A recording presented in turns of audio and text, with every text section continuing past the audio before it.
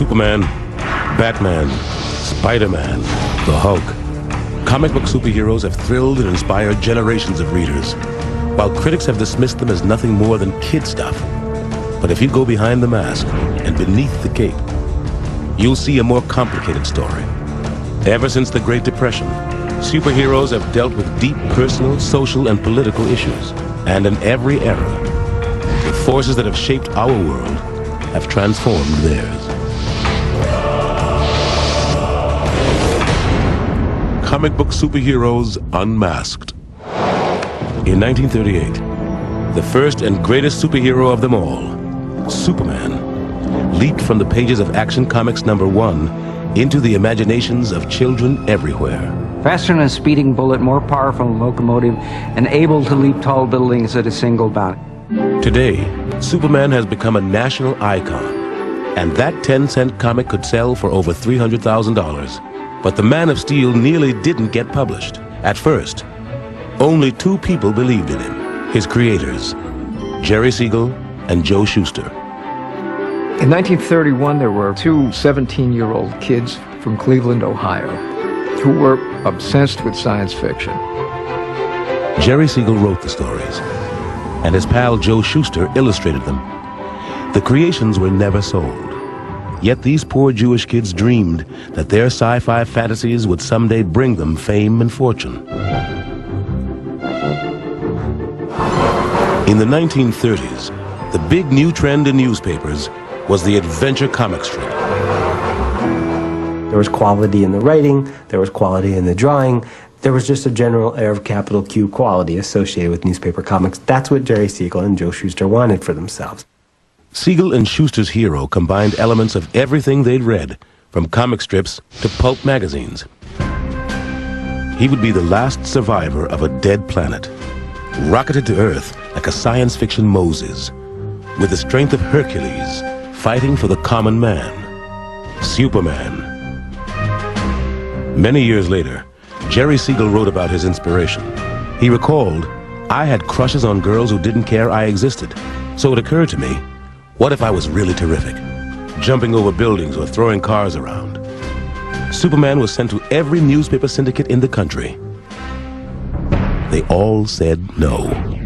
I wrote back to them and told them this very patronizing letter that they weren't ready for prime time, that they should stay in Cleveland for another year until they developed their art style, because the art was quite crude.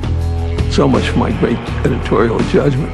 Newspapers were saying no, but another, newer medium held out some promise: comic books.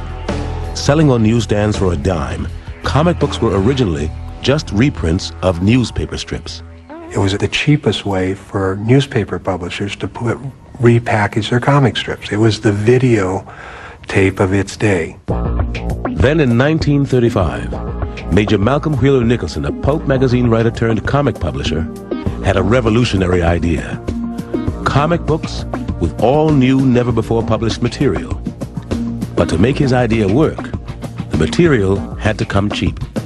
The only people they could get to produce this content were guys that couldn't get work doing anything else because they were too young, or they were too inexperienced, or they were Jewish. Siegel and Shuster fit the bill.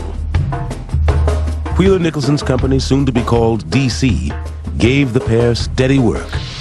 In 1938, the company, under new ownership, took a chance with the strip everyone had rejected. Siegel and Shuster, both 23, finally saw Superman published in the first issue of DC's Action Comics. Shuster cut up the panels, rearranged them in comic page form, and the golden age of comics began with the first issue of Action Comics.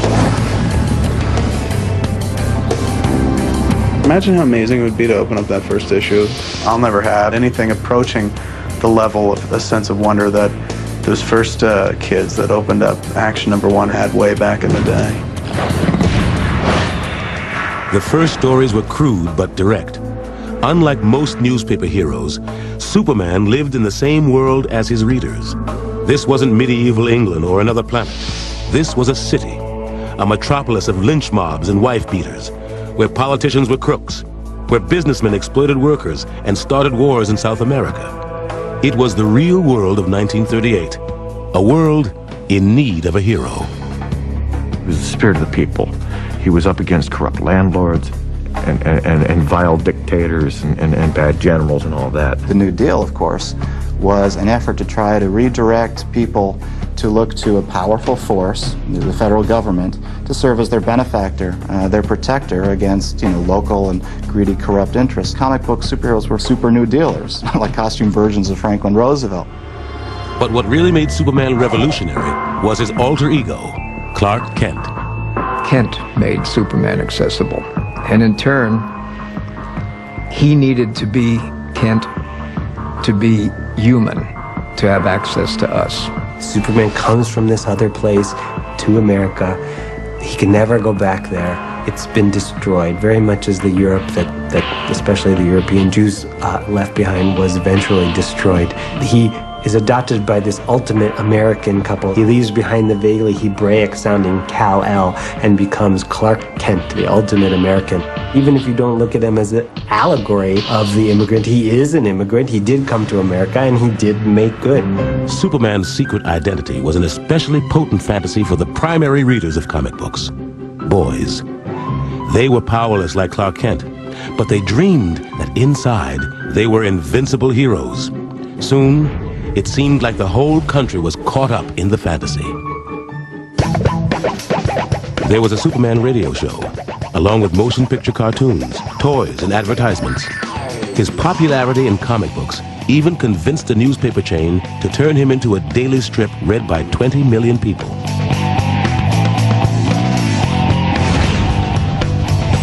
Meanwhile, each monthly issue of Action Comics with Superman sold nearly 1 million copies.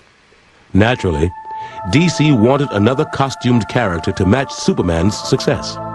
Bob Kane, a 22-year-old journeyman cartoonist, took up the challenge, along with 25-year-old writer Bill Finger. The Batman debuted in the 27th issue of Detective Comics. Unlike Superman, he had no superpowers, and there were other differences. While Superman fought for a liberal social agenda, the Batman fought crime, plain and simple. His story began when millionaire playboy Bruce Wayne, as a boy, witnessed the kind of street violence Depression-era readers knew all too well. He saw his parents killed, and now he's obsessed with symbolically avenging those murders. It's perfect, and there's no way to elaborate. You say that, and you understand the character. Batman is a fascinating character because he's so driven. Not the dude puts on, the outfit with funny ears and the cape and he goes beats the crap out of criminals. It's his thought process that's behind it. Having the willpower to change his whole life and to balance being a spirit of vengeance and a spirit of justice, I think that's an immediately appealing concept. In the early stories, Batman was described as a weird figure of the dark, an avenger of evil, just as scary as any mobster, monster, or mad doctor. Readers loved him. DC now had 2 incredibly popular superheroes who were about to have a whole lot of company. Within a few years, there were dozens, if not hundreds, of costume superheroes with all kinds of varying powers.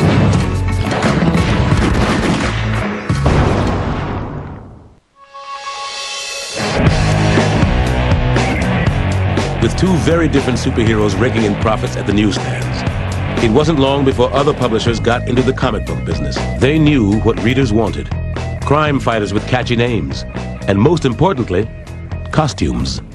That was a lesson cartoonist Will Eisner learned when he was developing a detective hero. One night, he got a phone call from his publisher, Busy Arnold. I'm working on the drawing board, and the phone rings, and I could hear the jukebox going on. He was in a bar. He said, "Have you got a character yet?" I said, "Yeah, I've got this guy, a detective." He said, "Yeah, but does he have a costume?" So I'm sitting there, I was drawing the face, and I drew a mask on him. I said, "Well, he's got a mask." He says, "That's good, that's good." "What else?" I said, "Well, he wears gloves." "Oh," he says, "go with that." He says, "That's good." So anyway, that was how the Spirit got a costume. By 1940, costumed superheroes were flooding the newsstands. At DC, Superman and Batman were joined by The Flash, Hawkman, Green Lantern, and more. Rival companies offered Catman, Bulletman, and scores of others. DC was the biggest comic book publisher, but there were more than a dozen competitors. One was Timely Comics, which would one day be known as Marvel. DC Comics were certainly better drawn and better written, but the Timely books seemed to embrace more mavericks and wilder ideas. Case in point, Bill Everett, the creator of Timely's antisocial amphibian, The Submariner, and Carl Burgos, creator of crime-fighting android, The Human Torch, wanted to have their characters meet in a gigantic slugfest. Fire and water, the battle of the century. Timely's publisher, Martin Goodman, heard their idea on a Thursday and told Burgos and Everett to have it on his desk by Monday. So Bill and Carl called up everyone that they knew who was involved in comics for a kind of jam session. Pages were being drawn before they were written. One guy who turned the bathroom into his office put a board across his legs and wrote in the bathtub. People who were yelling out their ideas, arguing about which would be the best way to get the job done. The neighbors went crazy, called the cops. The phone was ringing off the hook, but by Monday morning, those dozen guys had completed a 60-page book. The first generation of comic book creators were incredibly hardworking men. They had all grown up in lower working class environments, practically without exception. The Great Depression had an awful lot to do with the fertility of comics in all of those years. These guys were willing to work incredibly hard to make the stuff real. One of the hard-working guys at Timely was a distant relative of the publisher, named Stanley Martin Lieber. Lieber would later be known by his pen name, Stan Lee. Often called the father of modern comics, Lee started at Timely in 1939 as a teenaged assistant. Even then, Lee thought comic book superheroes should appeal to an older audience. Publisher Martin Goodman thought that was crazy. I used to argue with him because I wanted to write things that were a little more adult for more intelligent readers. And he used to say to me, Stan, we have nobody but very young kids reading our books and a few illiterate adults. Lee's boss wasn't alone in his opinion. Although newspaper strips were read by everybody, comic book publishers knew that their magazines were read almost exclusively by children. Kids began reading comics as soon as they could read. It was the first purchase you made yourself, except for maybe a pack of gum or penny candy. So instead of getting more mature, superheroes began changing to better reflect the juvenile market. To make Batman more appealing to kids, his creators transformed him from a weird avenger of evil into a father figure. They invented Dick Grayson, a young acrobat who, like Batman, sees his parents murdered. Batman takes the boy under his wing, and comics' first kid sidekick, Robin the Boy Wonder, is born. The theory was that young readers would identify with young heroes. And in fact, Batman's sales doubled after the introduction of Robin. Soon, there was an avalanche of sidekicks: the Human Torch and Toro, the Sandman and Sandy, Green Arrow and Speedy, Catman and Kitten, the Black Terror and Tim. This idea of kid sidekicks, I hated it. The court would go after the guy for imperiling the safety of a minor, if nothing else. While some readers did identify with the kid sidekicks, everybody identified with the superhero who was a kid in real life.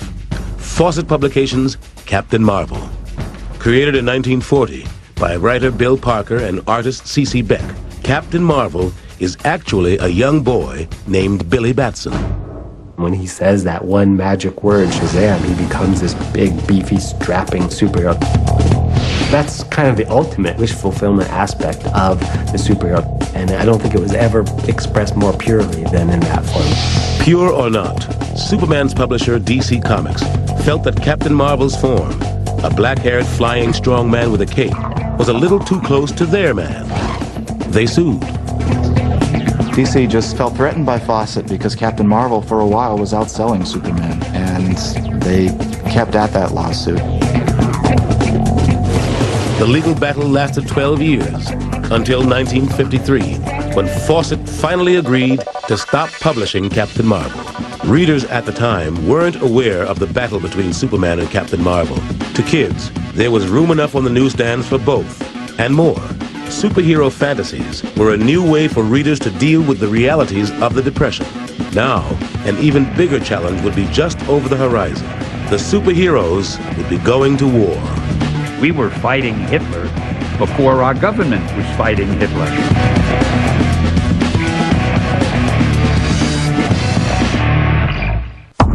In 1939, the war in Europe had begun. Even though America wasn't involved yet, many superheroes were. By the end of the year, the Submariner began turning his general hatred of humanity against the Nazis in particular. We just could all see what a menace Hitler was. It was more than what he was doing to the Jews.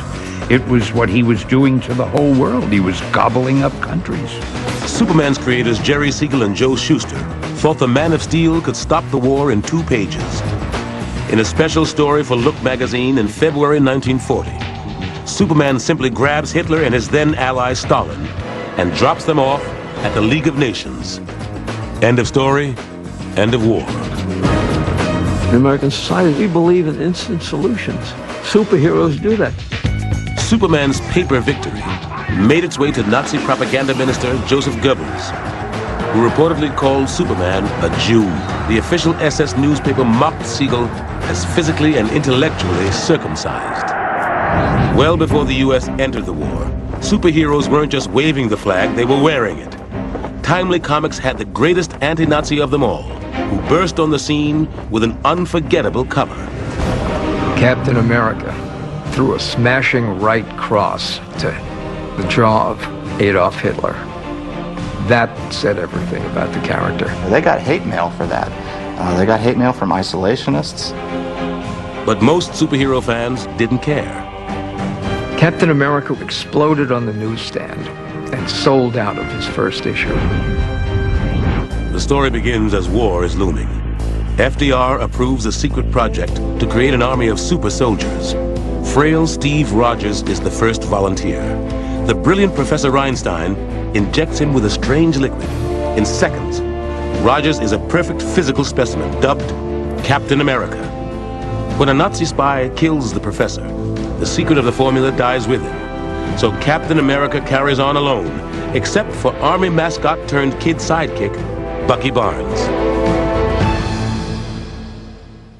Captain America was created by Joe Simon and Jack Kirby, who guided him through his first 10 issues. Joe was a writer. Jack was always at that board, mumbling to himself, smoking a cigar, and drawing. Jack Kirby, born Jacob Kurtzberg, would become one of the legends of the industry. He was the Shakespeare or Cervantes, or take your pick, of comic books. He introduced a whole new level of motion into comic books, and that was revolutionary for the time. The page couldn't contain the degree of action. Simon and Kirby occasionally mixed action with political prophecy. In the spring of 1941, Cap and Bucky stop an unnamed Asian power from destroying the U.S. Pacific Fleet, 7 months before Pearl Harbor was attacked. When the Japanese actually did cripple that same fleet, Captain America's wrath echoed the nations. With war declared, the Men in Tights cast all restraint to the winds. The superheroes went off to war with great gusto. Week after week, month after month, just pounding the hell out of the Nazis. The stories had so much pro-American propaganda that you'd almost think they were subsidized by the government, but it was just, we felt we had to do that. And then something very interesting happened, which was that comic books were included in care packages that were sent to soldiers, along with chocolate and cigarettes, and comic books became part of the standard reading material for GIs serving in the Second World War, and they liked them. The superheroes were now in sync with the government's war effort, and comic book sales soared from 15 million a month in 1942 to 25 million a month a year later. World War II was the peak of what would be called the golden age of comics. Why not? In the comic books, the Americans always won. The war in the comic books looked like something that was kind of fun. And the striking contrast between that and the war itself must have bothered some people. The superheroes fought two kinds of Japanese, buck-toothed and fanged. But while the Japanese and Nazis were both portrayed as sadistic monsters, the Nazis' ultimate horror was never mentioned. Certainly it was an opportunity to talk about the Holocaust, which everybody knew was beginning to happen. But nobody in comics would attempt it because I think essentially you felt that your audience wouldn't be interested in that. They wouldn't understand it. There was a sort of irony in the fact that these characters, many of whom in that period in the Golden Age had been evolved to fight the Nazis, were themselves very much in the Nazi ideal. The idea that you can solve problems through physical strength, by being stronger and more dominating, more powerful, that is fascism. I mean, that's it. That's the essence of fascism. And I don't think the creators of superheroes or the kids who were reading at the time were the slightest bit aware of it. To one character, fascism was just another example of male aggression. But then, everything about Wonder Woman was different. Wonder Woman was a particularly interesting character, created by a psychologist. Charles Moulton was really Dr. William Moulton Marston, an author, one of the inventors of the lie detector, and an early defender of comics. The Harvard-educated Marston was hired by DC as a consultant. The honcho hired him to think of a way to do a female Superman. Why not go after the girl audience? And Marston apparently decided to do it himself. He came in probably as the first established writer to move into doing comics. Marston began the saga in 1941. As a wounded intelligence officer, Steve Trevor crash lands on the island home of the immortal Amazons. The Queen's daughter, Princess Diana, falls in love with the helpless man. Her love makes her realize that the Amazons face the same decision other isolationists and pacifists face in 1941. Try to ignore the Nazis or fight for freedom. Against her mother's protests, Diana goes back with Steve to defend America, described by the goddess Athena as the last citadel of democracy and equal rights for women. Like Superman, Wonder Woman was more powerful than a locomotive, and she had better gadgets than Batman. An invisible plane, a telepathic tiara, a magic lasso that forced people to obey her, and bulletproof bracelets. Wonder Woman was a great success. The female aspect was very heavily played. The artist H.G. Peter, however, had a very masculine approach. Artistically, it appealed to male readers. Something else might have appealed to male readers. Wonder Woman lost her power and free will if men bound her bracelets together. There was definitely an S&M quality about the appeal of Wonder Woman. Almost every book was riddled with female domination, bondage, subjugation, punishment, and loads of fetishes. Back then, I guess nobody got it. Certainly, no readers at the time knew of Marston's unconventional home life. He lived happily with his wife and their children, and a former student who always wore metal bracelets on both wrists, and their children. Despite his avant-garde lifestyle, Marston had Wonder Woman give down-to-earth advice for kids on the home front, urging them to collect old paper and scrap metal, which could be recycled into war material for soldiers overseas. Other patriotic heroes also promoted collecting scrap or buying war bonds, and some even made financial sacrifices to do so. Captain America requested kids not to send a dime for the membership card and the tin badge, but to spend a dime for war bonds. You know, every dime you spend may be the dime that puts a bullet in the last Jap in the war. Here, Captain America's sidekick urges kids to collect scrap paper for the war effort. Little did he realize that request would turn comic books from 10-cent trash into eventual treasure. World War II created the collector's market to some extent, because when they're looking for paper, the first thing that Mom wanted to throw out was those damn comic books. And so when you go and find a Golden Age book that's selling for $6,000, you can thank World War II for that.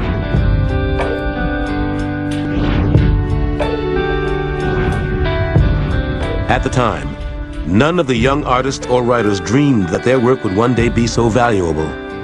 They were too busy cranking out stories or leaving the business altogether to go to war. I felt I can't be writing about all these comic book heroes and not be fighting myself. When the artists and writers went off to war, the publishers had to give the strips to different artists and different writers, and the publishers began to feel that they were in charge of these characters. The characters became corporate characters, controlled more by the corporation. The readers also seemed to want a little calm and stability after 16 years of depression and war. So the heroes began losing their edge. By 1945, Batman was an establishment figure. He carried a platinum badge. Superman went through a change as a sort of outside loner into the ultimate lawful authority. Ironically, just as superheroes got blander, post-war politicians attacked them as threats to the very foundation of the country. In the 1950s, comic book superheroes would face their greatest battle, not against a mad scientist or a foreign army, but against the United States Senate.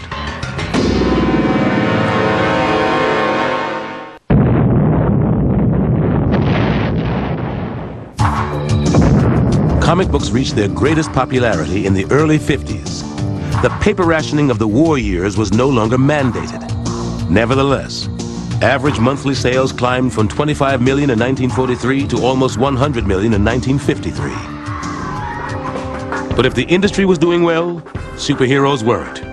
Readers were now more interested in other genres: funny animals, teen comedies, westerns, gangsters, and horror stories. Superheroes were so closely tied in with, first of all, the culture of the New Deal and then the World War II culture, that they had trouble surviving. When the war was over, the enemy was beaten. We didn't need superheroes anymore. Not only had the GIs changed their tastes and grown more sophisticated, but the guys who were making the comics were tired of the same slugfest. The luster died, and the superhero died with it. There were only three that endured, and that was Superman, Batman, and Wonder Woman.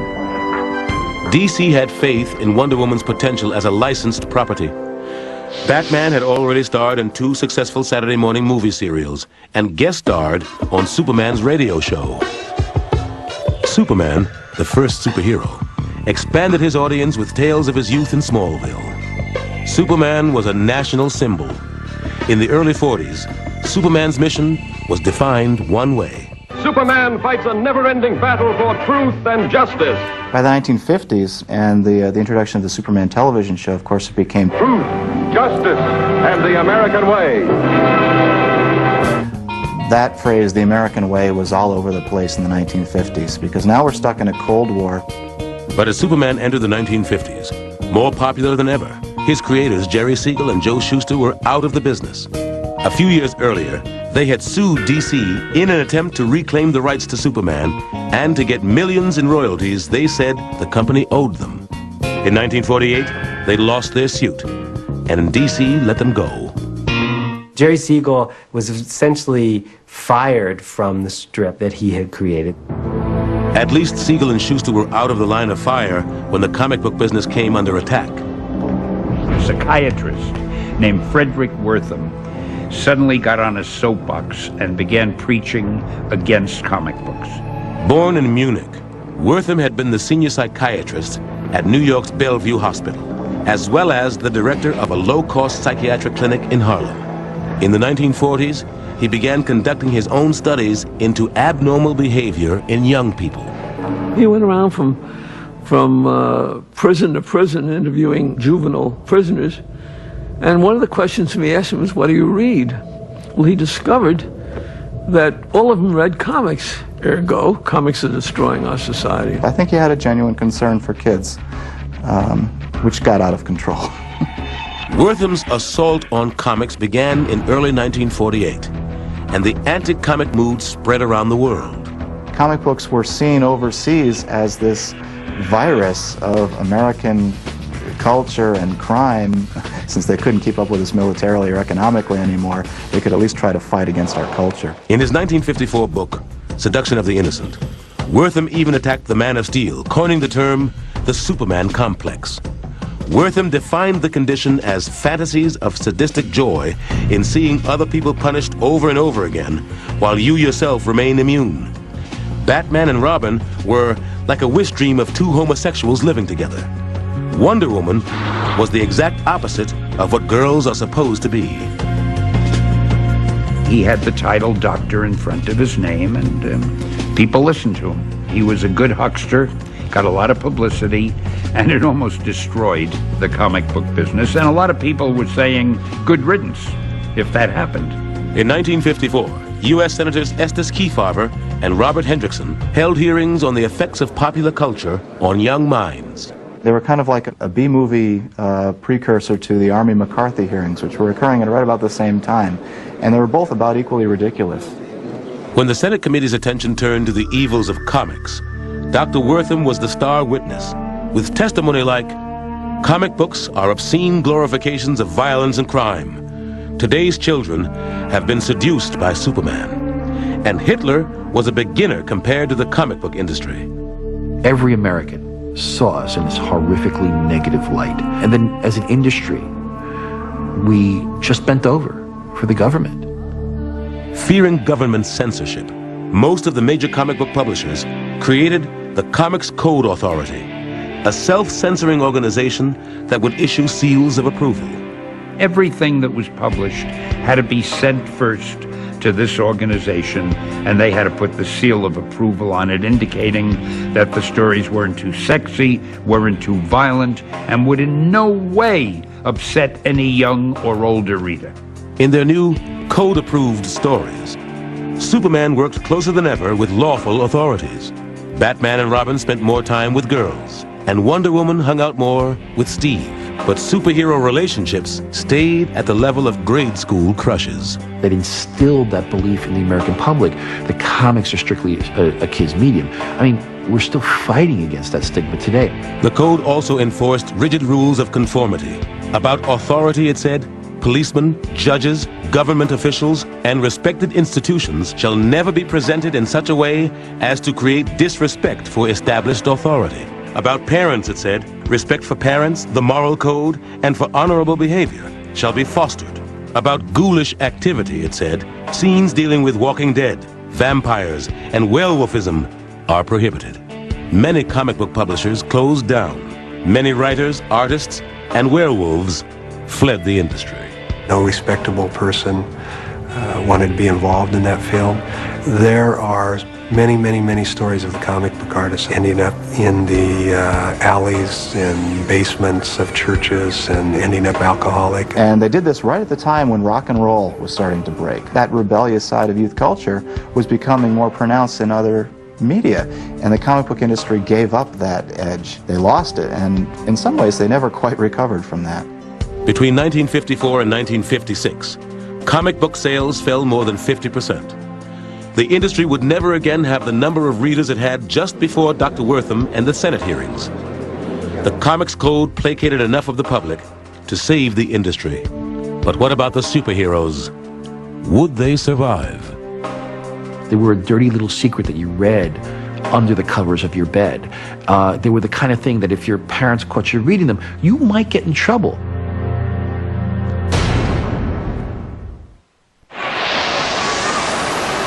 In 1961, the Eisenhower era was over. The new frontier was beginning.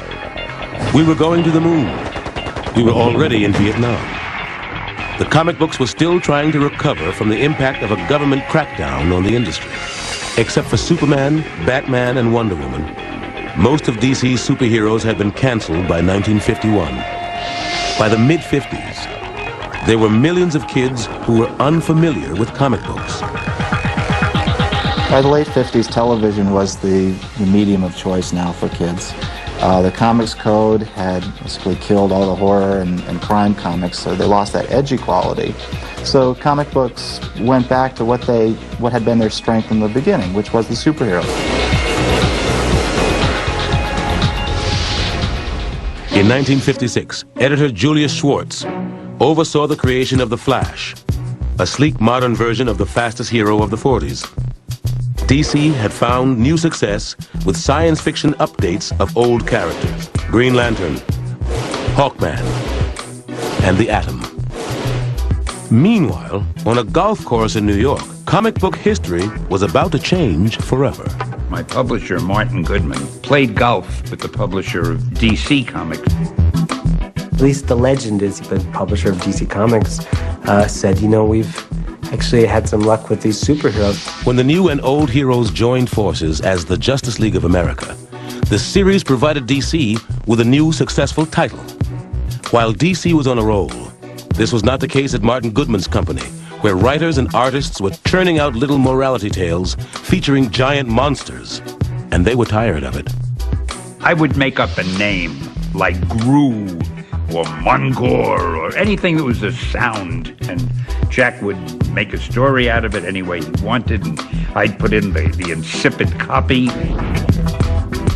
Then Martin Goodman came back from his golf game with tales of the Justice League sales. Stan, I want you to make up a group of heroes, because I think that's what's selling today. Stan asked his wife Joan for advice. She said, well, why don't you just once do a book the way you would like to do it instead of the way they want you to do it? She's like, well, you're going to quit anyway. Just do it. Stan Lee took the problem to his sometime collaborator, Jack Kirby, and they came up with the Fantastic Four. Inspired by the space race between America and Russia, 4 people who don't always get along try to beat the commies to the moon. Their rocket is bombarded by cosmic rays. The quartet crash land, and they've acquired superpowers. They team up, but they still don't always get along. Mr. Fantastic would over-explain everything, the way I tend to do. The Thing would say, will you shut up, we got it already, and he and the Torch were always arguing and fighting. The Thing hated being the Thing, and the idea of superheroes hating being a superhero was really a novelty, and it produced a lot of psychological richness, at least comparatively speaking, that had not been seen in comic books before. And so it was with the creation of the Fantastic Four that comic books really entered into the modern era. Lee convinced Goodman to rename his company Marvel, after Goodman's very first comic book, which had featured the original Human Torch and the Submariner. Lee and Kirby had already created a new Human Torch, and in early 1962, they revived the Submariner. Lee gave Prince Namor a more noble speaking style and a new reason to hate mankind. He blamed atomic tests for wiping out his undersea capital. Also in 1962, Lee and Kirby unleashed another atomic-aged anti-hero, the Incredible Hulk. Of course, in those days, there were so many movies with nuclear blasts creating monsters and giant things and so forth. So I said there was a gamma ray explosion, and he got caught in it, and it transformed him. The Hulk was a metaphor for the early 60s fear that atomic weapons would get out of hand. While saving a teenager who's trespassed onto a gamma bomb test site, the bomb's inventor, Dr. Bruce Banner, becomes a victim of his own device. It was Banner's dark side, just sort of, metamorphosizing into flesh and blood. Green flesh and blood, of course, but there it was. Whenever Dr. Banner changed, the army he worked for tried to kill him. Even while the Vietnam War was going on, the Hulk's most persistent adversary was the U.S. Army. The Comics Code said that, you couldn't show the Army as villains. And yet at the same time, Marvel was basically making them to be the bad guys. They're able to do this simply by saying the Army is trying to do what it thinks is best. It just happens to be a little misinformed in this case. The Hulk looked like a menace. He looked like a monster. There's nobody else who understood him except the teenager whose life he saved, Rick Jones. The teenager understands, but the world doesn't understand. Characters like the Hulk struck a chord with a new generation of readers who were growing up questioning authority. Here's this character that when he loses his cool, he becomes this green monster, and he goes on tirades, and he just starts smashing things up. What better metaphor, could you have for angry youth? We started to get fan mail, and the postmarks suddenly weren't from kindergartens, but they were from high schools, and then later from colleges. If more readers were teenagers, Lee figured they might like a teenage hero. Lee's boss wasn't so sure. You say that he's a teenager? A hero can only be an adult. Teenagers are sidekicks. And you say you want him to have problems.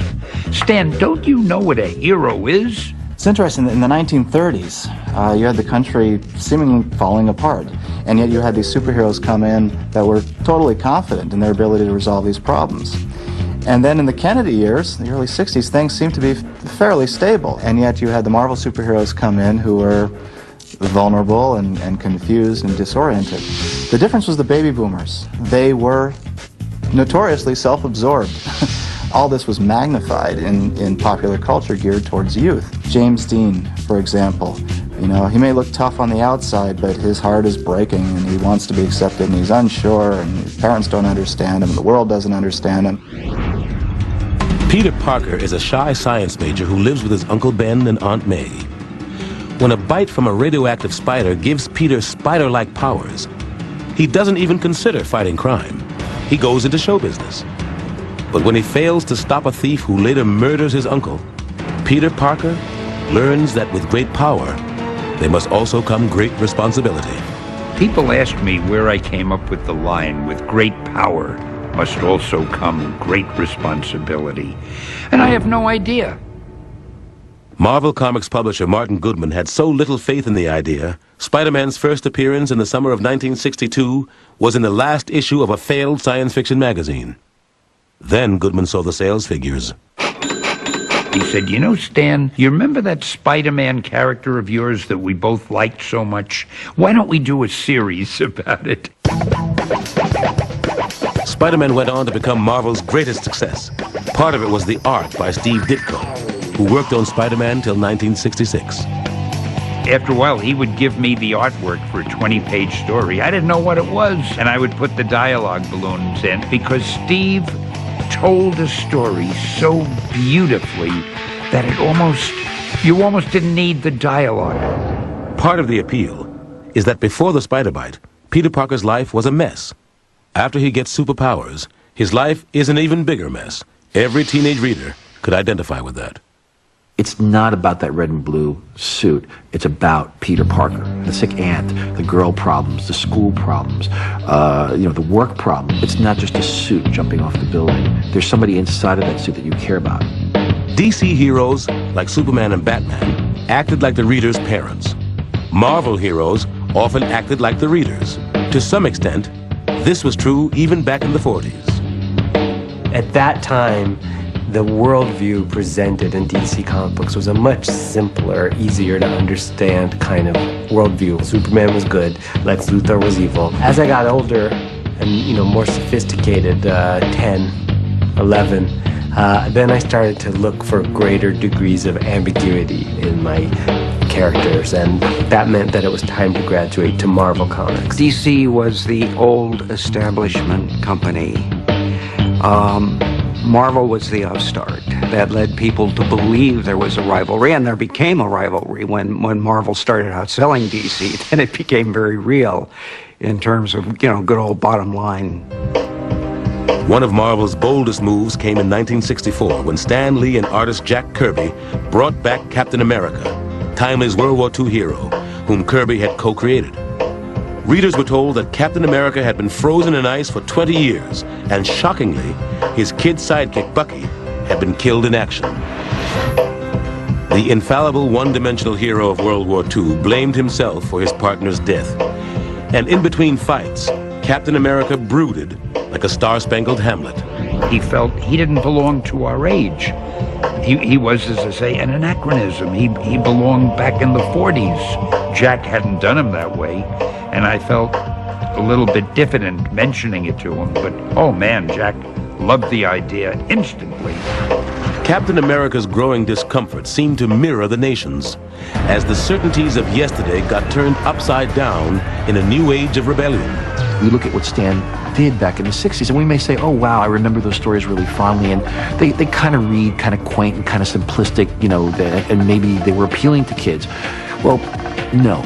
Back in the 60s, they didn't read that way. They were cutting edge. There was almost counterculture at the time. There was a survey conducted by Esquire magazine in 1965 which revealed that self-described college radicals ranked Spider-Man and the Incredible Hulk among their favorite revolutionary icons, right there with Bob Dylan and Che Guevara and Malcolm X. There was a time in the 60s where comics were seen as very smart in the colleges of America, and Stan had his finger right on that pulse. By 1968, Marvel was selling 55 million issues a year, matching or surpassing DC. And storytelling got positively psychedelic when a former magician and escape artist named Jim Steranko took over the spy strip Nick Fury, Agent of S.H.I.E.L.D. I brought surrealism to comics. I brought expressionism into comics. I brought pop art and op art, optical effects, into comics.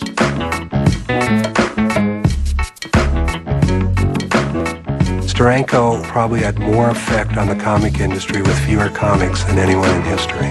There was this whole cult of personality created around Steranko. You know, you didn't even hear his first name, it was just Steranko. And he was very aloof, and, you know, the pictures you saw of him were grainy and blurry, and, you know, it's just this whole mystique around Steranko. Steranko was the first rock star artist in comics. Like a rock star, he pushed the boundaries of what the Comics Code found acceptable in the late 60s. They used to take the cleavage line out of my girls. Some changes were truly bizarre. In one silent sequence between Fury and his lady friend, a fully clothed embrace was deleted and replaced with a blow-up from the first panel of Fury's gun.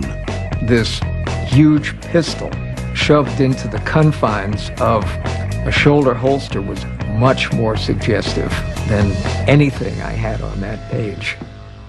But just as Marvel was pushing the boundaries with S.H.I.E.L.D. and black superheroes like the Black Panther, and cosmic philosophers like the Silver Surfer, one of the oldest superheroes got a new lease on life.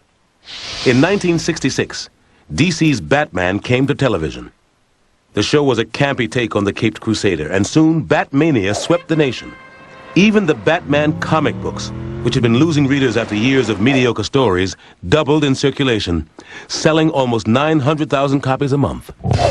On the one hand, it sparked a huge upsurge in the popularity of superheroes. On the other hand, the resurgence in interest in comic books have been based largely on taking these characters seriously. You talk to people even today, I mean, bring up the topic of superheroes, and they say, oh, you know, biff, bam, pow, and ridiculous.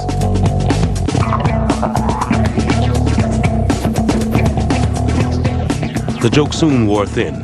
By 1969, the show was off the air and Batman's comic sales fell almost 60%. To the general public, superheroes were once more seen as kid stuff, and the country was getting too serious for that. We were teetering between the Vietnam anti-war rebellion and the Watergate years. The whole social structure was beginning to open to criticism for the first time.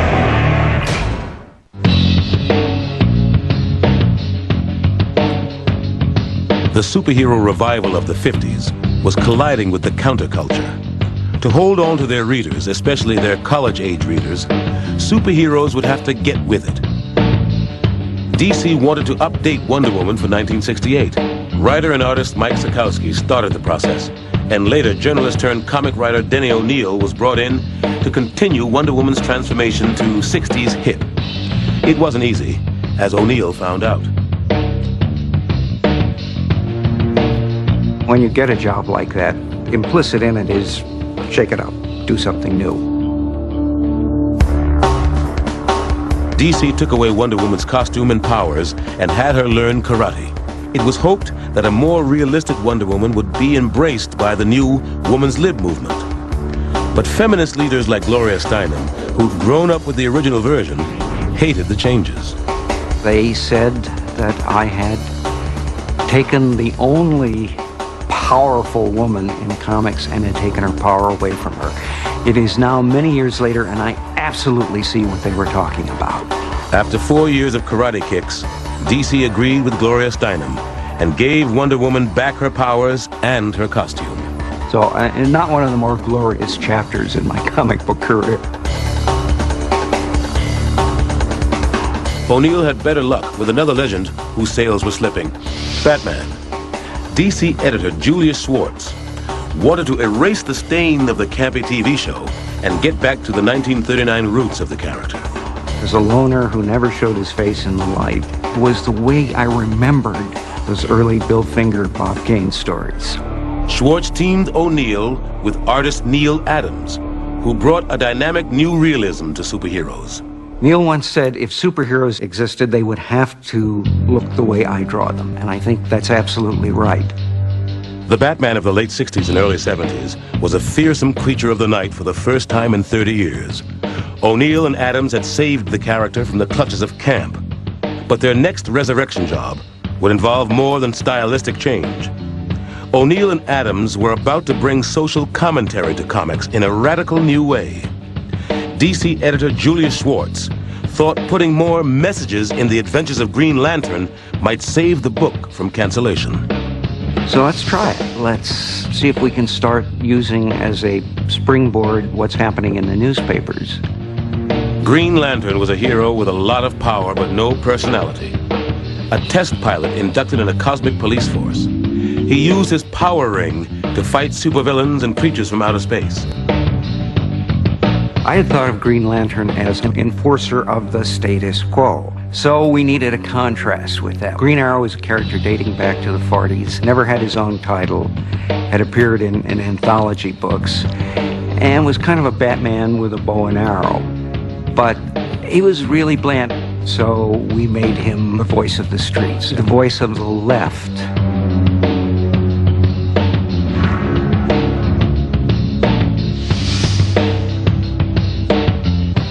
In early 1970, Green Lantern Green Arrow number 76 hit newsstands like a Molotov cocktail.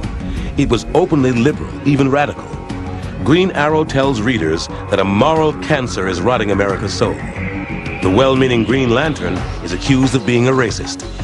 What I remember putting in the script was asking Neil to draw the best face he had ever drawn, of a black guy who had been through hell. And he did it. And he starts to say something about, well, I hear you've been helping the blue skins and the green skins on these other planets. You've done a lot for the purple skins. What have you done for the black skins? It's one of the most reprinted panels in comics history. When you look back at it, well, what's so radical about this? But at the time, it was an outrageous proposition. My theory was that it was probably too late for my generation. But maybe you get a real smart 12-year-old and get him thinking about racism. Green Lantern Green Arrow was self-consciously relevant. It tackled religion, race, pollution, and Native American rights. But there were some things that even relevant comics steered clear of. One, incredibly, was the major news story of the time, Vietnam.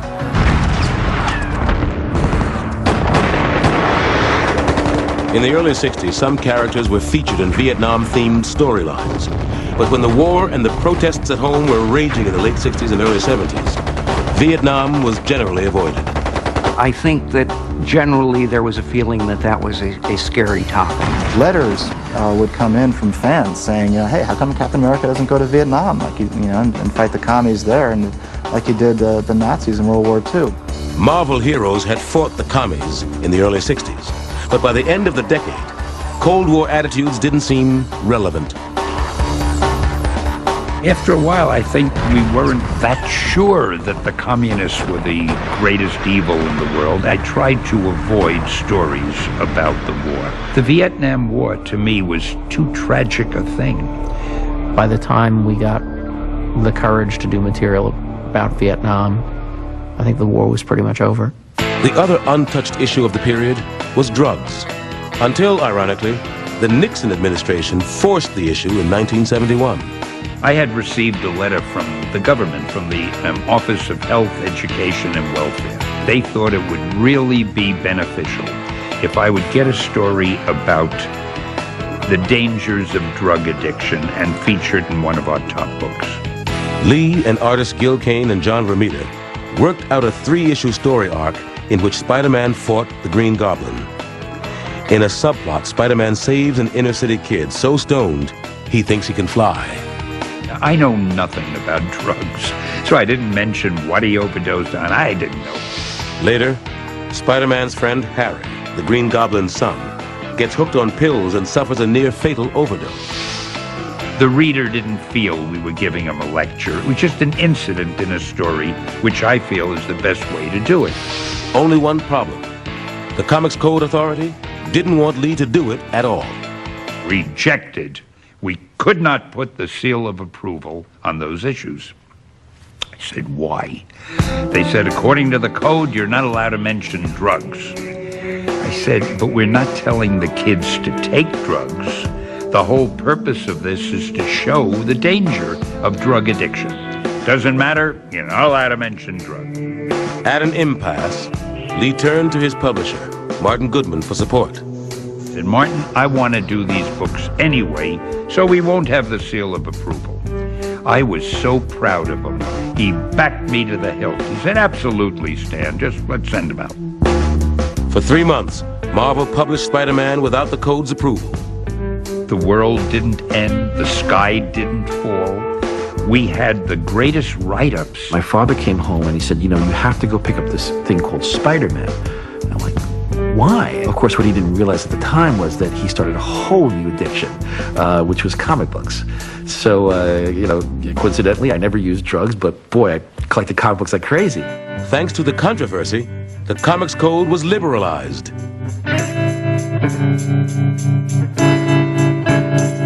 A few months later, when DC published a much stronger drug story, with Green Arrow's former kid sidekick Speedy as an out-and-out heroin addict, it not only got the seal of approval, but New York Mayor John Lindsay wrote a letter of commendation.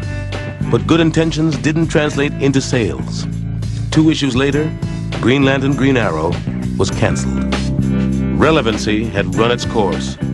But when it came to the first superhero, his durability was proven once again. Over the years, many different writers and artists had redefined Superman. The character had survived because he could be reinterpreted to reflect the times.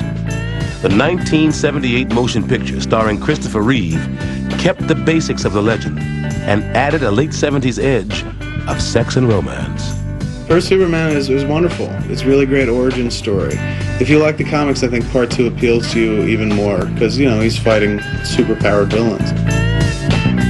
3 years before Superman the movie hit theaters, the project would prove to be a milestone for Superman's creators Jerry Siegel and Joe Shuster. In the 1940s, they had sued DC over royalties and the rights to Superman, and lost. Now, artist Neil Adams took up their cause. Using the publicity surrounding the upcoming movie, he pressured DC to make amends. In 1975, Siegel and Shuster got a modest lifetime pension and a restored byline on Superman. But DC kept the rights. The first 2 Superman movies were huge box office successes, and Superman's value as a licensed product was reconfirmed. But he was no longer the most popular hero in comic books. Readers' tastes were once again changing, or perhaps mutating. The new hot heroes, the X-Men, didn't always deal with specific political issues, but they were relevant in a broader sense. The X-Men are very relevant because above and beyond everything else, it's a story of bigotry, of these people who are hated because they're different, even though they're good. And they're trying to help the world. I mean, there's almost a little bit of a Jesus Christ feeling in there. The X-Men are sort of the most consciously, deliberately, and successfully metaphorical of any comic book superhero. The X-Men are a team of teenage mutants, each born with a superpower that manifests around puberty. More mutants are starting to get born. The fear grows even more amongst normal human beings that they will take over the earth.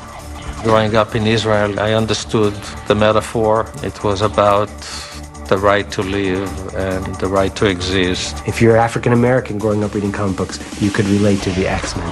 If you were gay growing up reading comic books, you could relate to the X-Men. If you were merely just a geek, a nerd being picked on, you could relate to the X-Men. The idea of being simultaneously special and persecuted is a very potent, powerful one.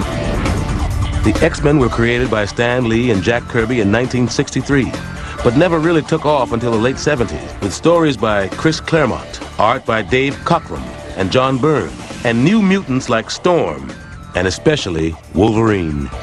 He's got that whole bad boy thing going on. It's James Dean, sort of Clint Eastwood kind of attitude to him. Wolverine was the kind of character you could not have had in the 1960s because he was very much a reflection of that cynicism and sense of irony that came out of the 60s, that came out of Vietnam and Watergate. Wolverine was a superhero for Generation X. He wasn't afraid to take it to the bad guys exactly the way they would take it to you, or worse. I know as kids we were always fascinated by Wolverine's adamantium claws, but it was just the idea of having a weapon so handy all the time, never having to reach for it, just, snap. Wolverine, in many ways, was the precursor to a darker hero. In the early 1980s, a new breed of creatures would take rough justice to new levels. It was really up to people of my generation to basically give Batman his balls back.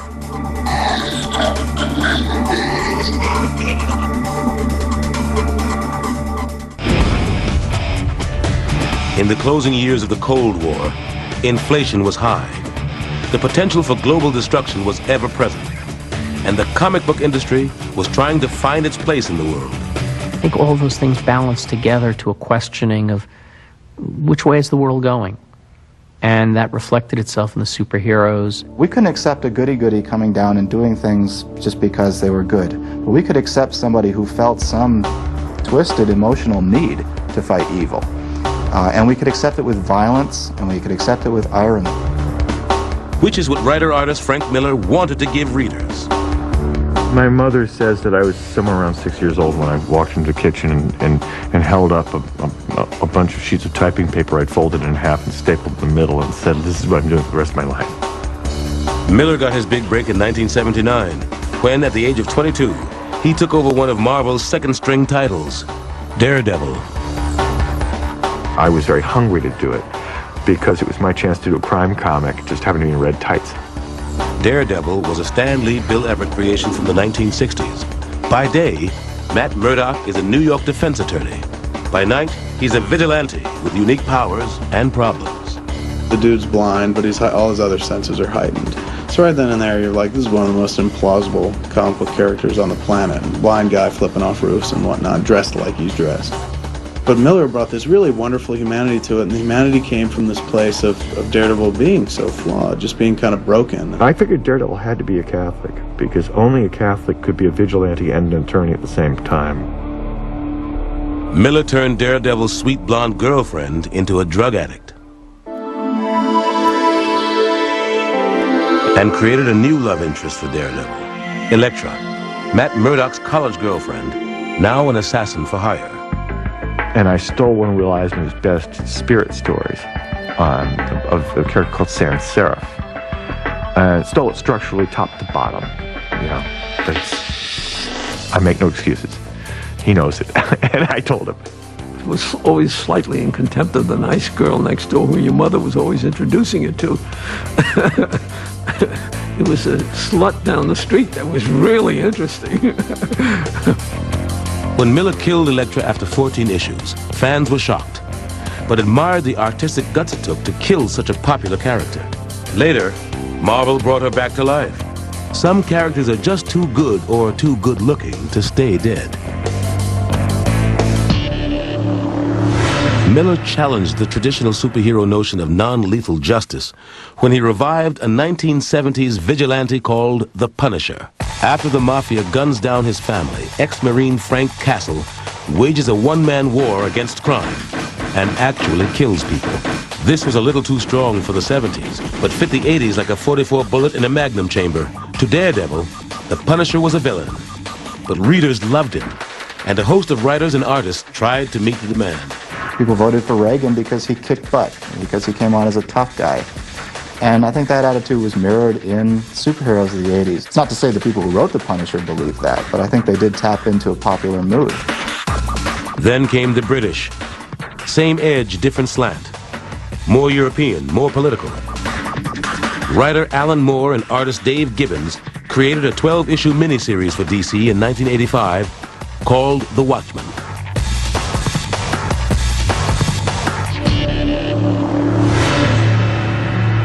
Alan Moore said he was really out to kind of destroy the whole notion of not just superheroes, but heroes in general, because these are people that you trust with your lives, and nobody should do that.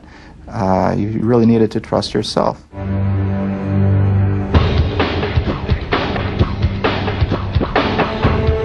In the alternate universe of The Watchmen, superheroes are morally ambivalent, impotent, or psychotic. One of them ends the Cold War by faking an alien invasion that unites the world and kills 3 million New Yorkers in the process. Alan created this story commenting on superheroes, talking about superheroes, what they meant, and also talking about how it felt to be out on the streets in 1985 with Russia versus America, feeling like the nuclear clock was clicking closer and closer. Watchmen was the most complex and intricate superhero story ever produced. It inspired a generation of artists and writers. Most of the guys in comics lived within about 50 miles of here. So we were all at the same poker games and the same parties. And it's just, wow, how the hell did he do that? And you went home and you ripped up whatever you had done that week and just said, no, damn it, there's more I can do. Even Frank Miller felt he could do more. His next project, a 4-issue fantasy of the future, The Dark Knight Returns. It pits an aging Batman against psychotic foes and a corrupt society.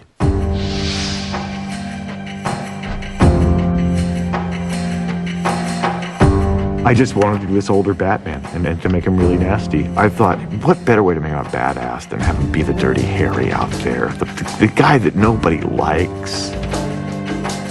For Miller's Batman, the biggest problem isn't the Joker, but Superman, a well-meaning Boy Scout in thrall to Ronald Reagan, conducting one-man secret wars in Central America. Superman and Batman had been friends since 1940, but weren't after 1986. I'll gleefully take credit for breaking up the Batman-Superman friendship. Bruce has been one who enforces order in the world and believes that entropy is the natural state of existence, whereas Superman believes that order is the norm. These two people would not like each other. They just wouldn't. We felt at the time like every Batman story that could have been told had already been told. And suddenly, here's Frank. In the mainstream media, it got a great deal of attention, positive and negative, mostly positive.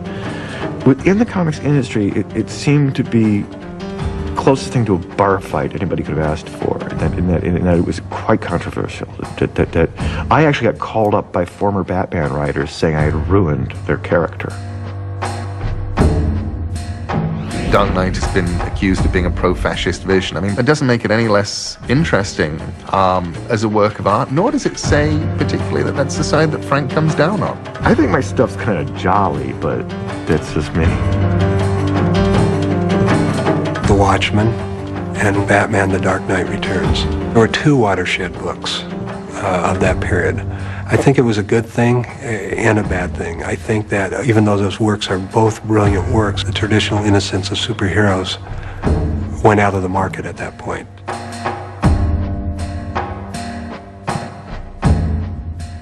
In the grim and gritty era, old characters were given new problems. Child abuse, a daring new topic in the 1980s, was revealed as the cause of the Hulk's anger. His father had beat him and his mother. Other heroes developed severe drinking problems. One of the biggest changes of all happened to Superman's arch-enemy. For 45 years, Lex Luthor had been a mad scientist. That had no longer been grim and gritty enough. So he was transformed into the most evil thing on Earth, a 1980s businessman.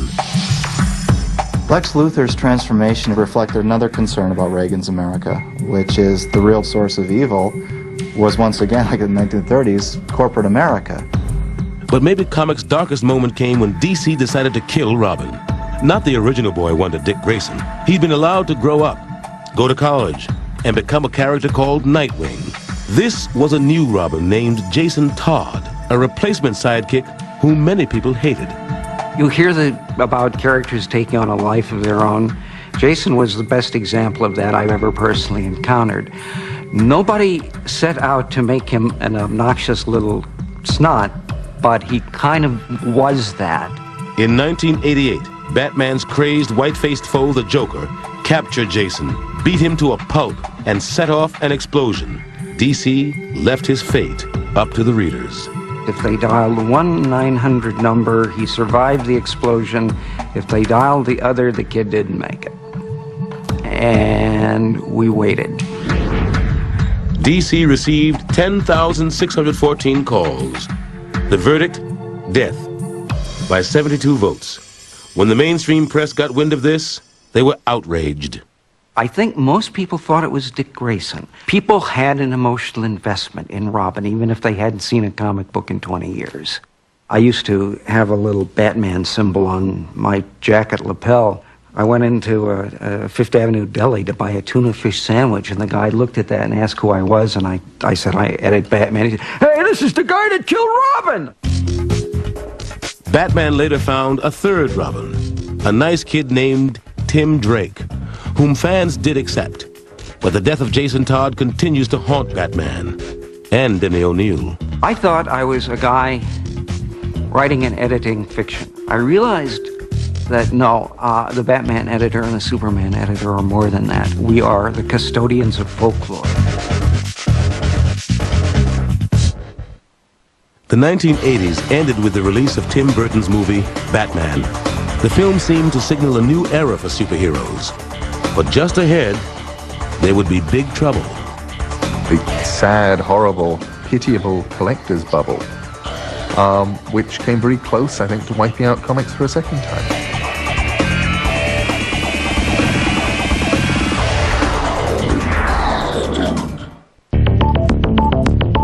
By the late 1970s, the average comic book cost 40 cents.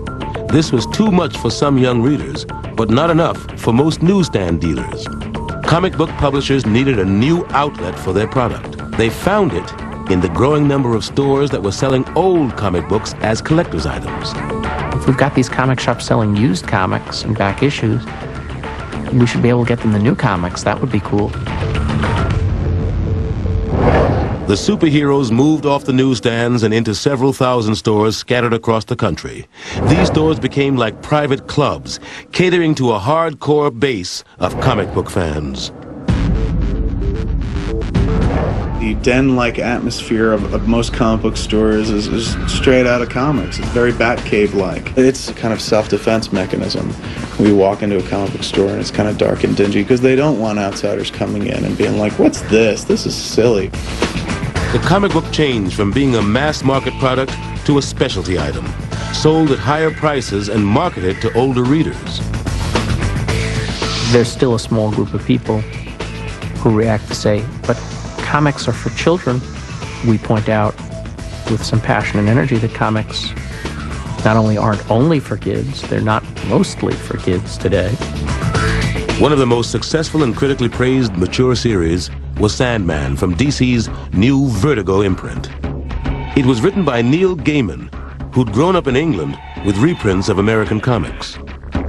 Reading comics for me, it was like getting postcards from Oz. DC's first Sandman in 1939 fought crooks with a gas mask and a gas gun. Then with tights and a sidekick. A second Sandman in 1974 was a superhero master of dreams. Gaiman used bits of both in Morpheus, the godlike lord of the dreaming, a very different superhero. The idea of putting somebody in a costume seemed very odd. I thought, I don't know any people who wear costumes. On the other hand, having somebody who dressed all in black, it seemed kind of obvious to me. Whatever was going through my head, month to month, it went straight into Sandman. I could do anything, from stories set in Roman times, all the way to the Iraq War and the ruins of Baghdad. Sandman number 19, based on Shakespeare's A Midsummer Night's Dream, was the first comic to win a World Fantasy Award. Not in a special comic book category, but as Best Short Story. Previous awards had gone to noted authors like Harlan Ellison and Jorge Luis Borges. Some on the committee felt that a comic book didn't belong in such company. We got the award on the Saturday night. On the Sunday morning, they changed the rules to make sure it could never happen again. It was more than closing the stable door after the horse had gone. It was more like closing the stable door after the horse had gotten out and won the Kentucky Derby. At least Gaiman still got respect at DC, where he had complete creative freedom. Almost. When I wrote the Serial Killers Convention episode of Sandman, I had a reference in it to masturbation, and a message came down: people do not masturbate in the DC universe.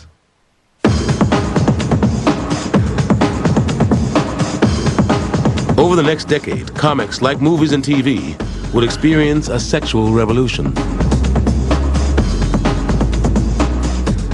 In the 1990s, comic books began to take on issues and explore issues that they never would have come close to before, like homosexuality. Gay and lesbian characters would proliferate.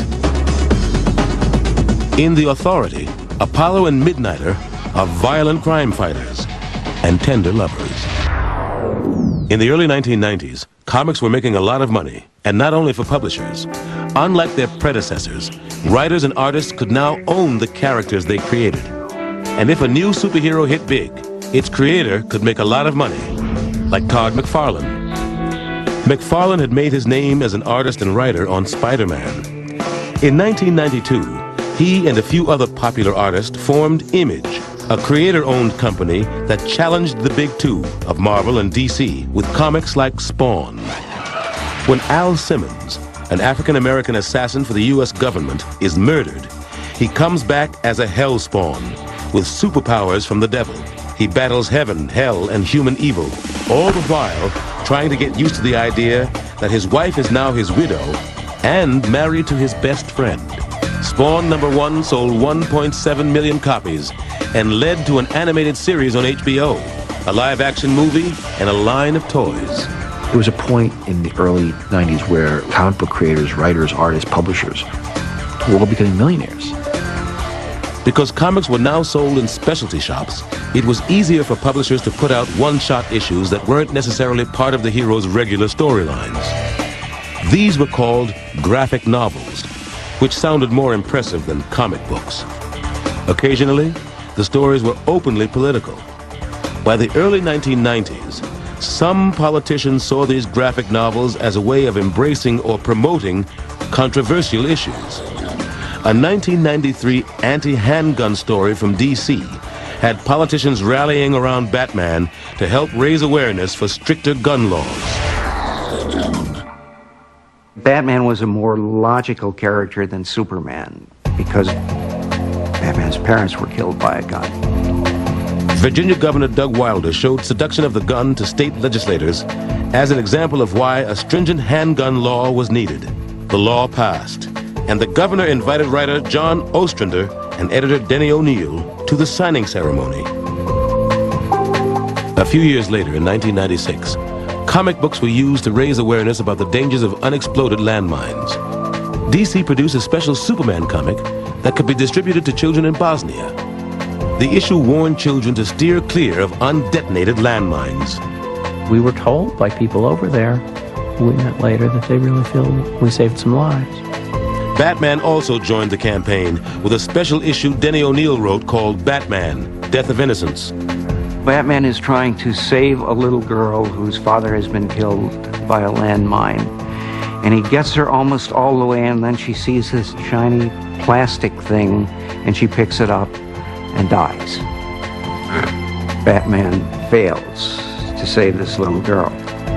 Some landmine activists had hoped that the Batman graphic novel could be used as ammunition in a campaign to encourage the Senate to sign a treaty banning landmines. But the proposed treaty failed to pass on the Senate floor.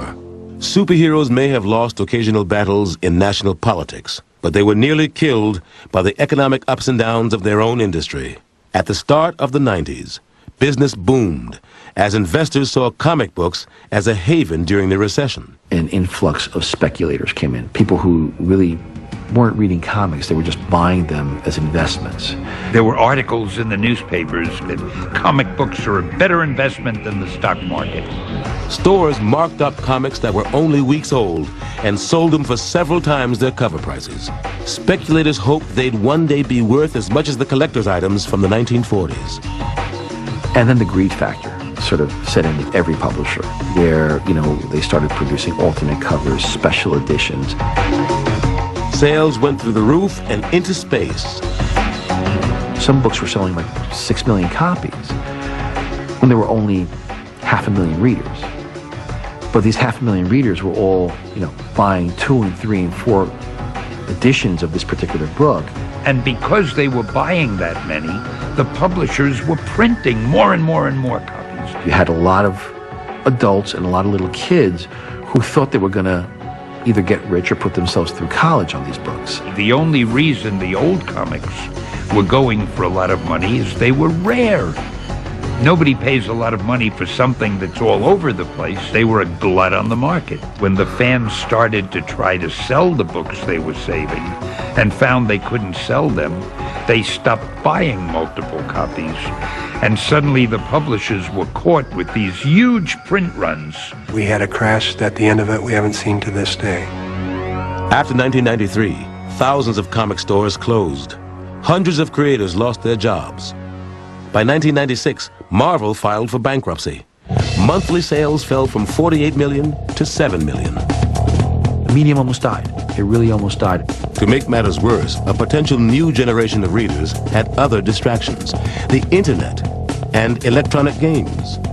The industry limped through the late 90s with stunts like finally marrying off Superman and Lois Lane and electing the evil Lex Luthor president in 2000.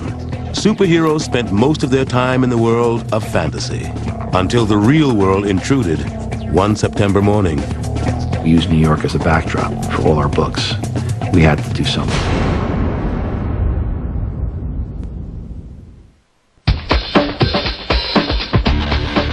Comic book superheroes had been rebels and vigilantes in the social turmoil of the Great Depression, and then patriotic soldiers in World War II. They reflected the unrest of Vietnam and Watergate. At the start of the 21st century, most characters were more violent, more cynical, more sexually active than ever before. In other words, they reflected their world, as popular culture always does. Comic books have been around since the dawn of time. They just weren't put on paper, they were put on cave walls. The stories of the Great Hunt, of the great droughts, of the great famines. Superhero comics are just an extension of that. But sometimes, comics have anticipated reality. No one could have imagined September 11th unless they'd read comic books. Osama bin Laden's plan was to create so much chaos and so much destruction that there would be a general war and that Islamic fundamentalist or Islamist movements would take over governments and countries, even the United States. And when I heard that, it sounded like a comic book plot. It sounded like something Dr. Doom would do. We're going to create chaos and take over the world. Unfortunately, the real world looks more like a comic book world than ever before. No longer are, 2 110-story buildings falling to the ground the stuff of fantasy. We felt it in New York when it fell. I felt the ground tremble. As the quintessential New York hero, it seemed only right that Spider-Man would be personally affected by the attacks.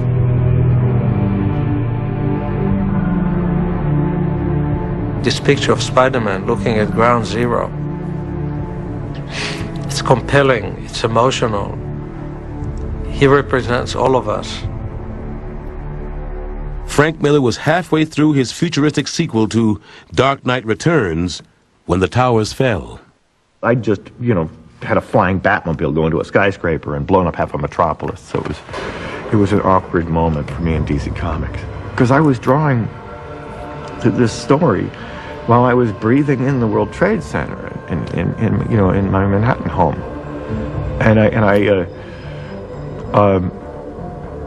I had to acknowledge it. And the only way I could do it was to have Superman in the wreckage of Metropolis, finding the locket of Lois Lane's and finding out that the love of his life was dead, and then move on. Marvel, DC, Dark Horse, and Image put out commemorative comics that raised millions of dollars for the 9/11 victims and their families. Jim Steranko created a fundraising poster that recalled the glory days of World War II, when the superheroes were enthusiastically united against a common enemy. 21st century comic books had none of that. I think it would be too corny, and it would be in bad taste to have a cartoon figure punching a Muslim and saying, "We'll get you." No, that wouldn't work today, I think. A superhero's job isn't mourning the dead, it's fighting evil. And when your name is Captain America and your country is attacked, you have to do something.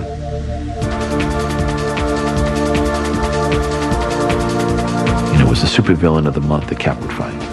And now the stories of Captain America are much more relevant. He's dealing with terrorism at home, terrorism abroad, making the book that much more relevant. And yet Captain America suspects that his own government is hiding information about funneling weapons to terrorists. The World War II veteran is also haunted by parallels between 9/11 and the Allied firebombing of Dresden. That kind of political complexity is usually missing in action when superheroes leave the printed page for the mainstream media. Superhero adventures are often simplified on TV, in video games, and in movies. Nevertheless, with comic book sales dropping, those venues may be the superheroes' best hope for continued survival in the marketplace.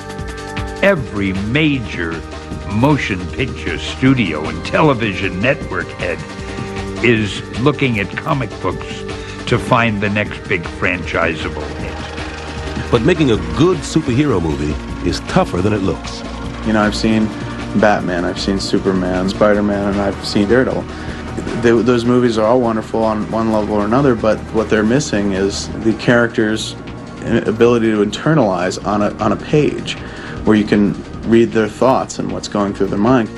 Although they may be difficult to adapt, the fact that comic book characters and storylines are devoured by other media is a sure sign of the revered status comic books hold in pop culture. The funny thing is now, the comic book is much more glamorous than having a newspaper strip. Those of us working in the medium felt that we were working in a medium that was a despised art form, and indeed it was. We're at the cusp of acceptance as a valid art form. But the respect comic books are now getting may be coming too late for the superheroes.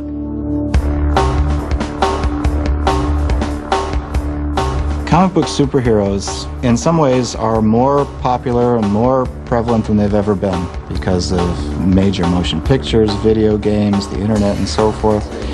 And in other ways, you know, comic book sales of superheroes are at historic lows. You went from easily being able to sell 1 million comic books to where the top-selling book in this industry to retailers is 150, 160,000. To keep the industry going, publishers are exploring retail outlets beyond comic book stores. While comic shops are always the core of our business, the fastest growing area is bookstores. The graphic novel and the collections that become graphic novels are really the future. And of course, there's the internet. Over the next 20 years, there will be more and more cartooning delivered online. It'll never be as pleasant to read something on a screen as it is to hold it in your hand and to turn those pages and turn back.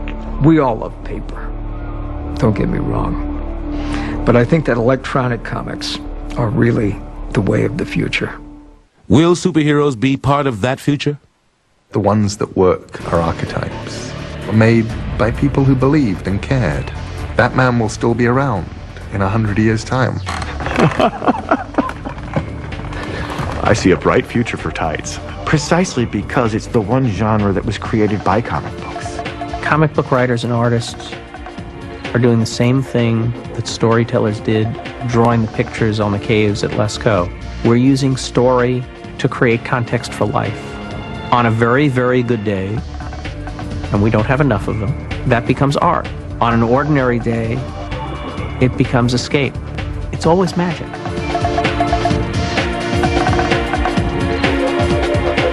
Superheroes endure because they represent basic American beliefs that there are choices to make between good and evil, that individuals can make a difference in society and history.